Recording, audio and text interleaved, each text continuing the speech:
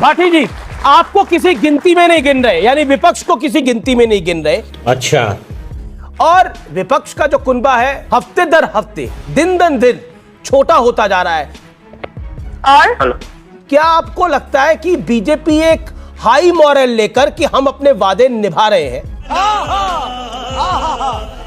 और राम मंदिर का वादा निभाया भी, 370 का बड़ा वादा जो था वो निभाया भी, यूसीसी उत्तराखंड में निभा ही दिया। क्या आपको लगता है कि आपको गिनती में नहीं गिन रहे? अभी बदत है भाई, अभी बदत है, अभी मजा आएगा ना भिड़ो। चलिए शुरू करते हैं। निशानचित दो तरह के होते हैं जी। एक तो जो पहले दीवार पर निशान बनाते हैं फिर उसमें गोली मारते हैं जी। दूसरे पहले गोली मार देते हैं फिर उस पर निशान बना देते हैं जी। और बाद में दिखाते हैं कि देखो मैंने सारे निशानों में गोली मारी है। समझ रहे हो? समझ रहे हो आप? समझ रहे हो? मोदी जी ने जो वादे किए थे, अगर मोदी जी के वादों की आप बात करें कि मोदी जी वादा निभाते हैं, मोदी जी का सबसे पहला वादा था कि मैं काला धन लेकर आऊंगा जो विदेशी बैंकों में जमा है और सारे उन काले धन के जमाखोरों के नाम उजागर करूंगा, उनके खिलाफ मुकदमे कायम करूंगा। किया था ये वादा? नहीं किया था। जुम करो। वो नहीं कर पाए। 15-15 लाख तो खैर हमारे मिलने ही नहीं थे जब धन ही नहीं आया था, इसलिए हम उसका इन पर तगादा करते भी नहीं कि भैया हमारे वो दे दो, आया ही नहीं। मोदी जी का वादा था कि पेट्रोल डीजल 35 रुपए लीटर से नीचे लेकर आऊंगा। मोदी जी का वादा था कि रुपए की कीमत डॉलर के बराबर करूंगा। मोदी जी का वादा था कि 2 करोड़ लोगों को हर साल नौकरी दूंगा, रोजगार दूंगा। मोदी जी का वादा था 2022 तक किसानों की आमदनी दुगनी कर दूंगा। अब 47 तक वादा कर रहे हैं। अरे बाप रे, ये तो धोती खोल रहा है। बेशर्मो, शर्म करो, शर्म। ये मोदी जी की खूबी है, ये उनकी कला है।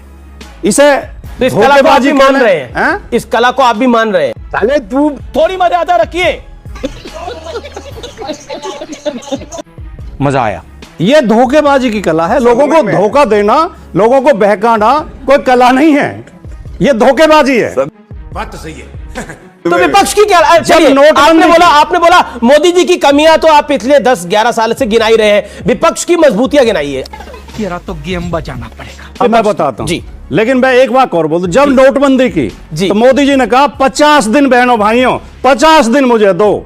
50 दिन में इसका रिजल्ट नहीं आया तो जिस चौराहे पे कहोगे। अरे देवा, ये गड़बड़ है बाबा।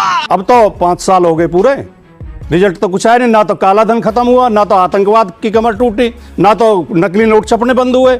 उन गरीब जो छोटे छोटे दुकानदार थे, छोटे छोटे उद्योग थे, उनकी कमर जरूर टूट गई, वो बंद हो गए। चुप जोकर कहीं का, ये देखे बोला बदतमीज आदमी।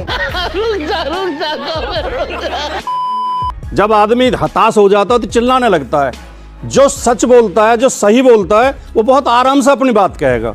और जो झूठ बोलता है, मनोविज्ञान ये बताता है कि जो झूठ बोलेगा वो अपने आवाज में दम लगाएगा, ताकत लगाएगा, चिल्लाएगा। इतना छोटा पहले कभी नहीं हुआ होगा। इस देश में अल्पसंख्यक समाज के, ओबीसी समाज के, दलित समाज के वोटर लिस्ट से वोट काट दिए जाते हैं। फिर जिस दिन पोलिंग होता है, पुलिस लगा के उन पर लाठियां बजवाई जाती हैं, उन्हें वोट नहीं डालने दिया जाता। फिर जीते हुए कैंडिडेट को काउंटिंग में धांधली करके हरा दिया जाता है। बैलेट पेपर में निशान बना के हरा दिया जाता है, जो सबकी आंखों के सामने है। फिर भी अगर विधायक ज्यादा जीत जाए तो विधायक खरीद के सरकार गिरा दी जाती है। तुम्हें शर्म है? कुछ शर्म आया है? और जो विधायक बिकेंगे नहीं, उनके घर ईडी और सीबीआई भेज दी जाती है, उन्हें मुकदमों का डर दिखाया जाता है। और जो विपक्षी पार्टियों के भ्रष्ट नेता, जिन पे बीजेपी भ्रष्टाचार के आरोप लगाती है, ईडी सीबीआई भेजती है, जैसे ही वो बीजेपी ज्वाइन करते हैं, जैसे कौन? उनकी मुकदमे की फाइल बंद कर दी जाती है। जैसे हेमंत विश्व शर्मा।